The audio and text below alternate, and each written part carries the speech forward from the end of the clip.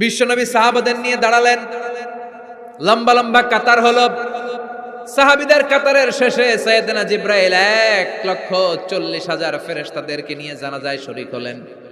বিশ্বনবী 4 তাকবীর দিয়ে জানাজা পড়লেন, আল্লাহু আকবার, আল্লাহু আকবার, আল্লাহু আকবার, আল্লাহু আকবার। 4টা তাকবীরের মধ্য দিয়ে জানাজা শেষ করলেন। বিশ্বনবী বললেন, জিব্রাইল, কোনদিন তো এত ফেরেশতা নিয়ে কারো জানাজায় শরীক হতে দেখি নাই। ঘটনা কি? কি এমন আমল ছিল আমার মুয়াবিয়ার, যে আমলের কারণে মুয়াবিয়ার নামটা আল্লাহর আরশে চলে গিয়েছে? সাইয়েদনা জিব্রাইল বললেন, নবী, আপনার মুয়াবিয়া বিশেষ একটা আমল করত।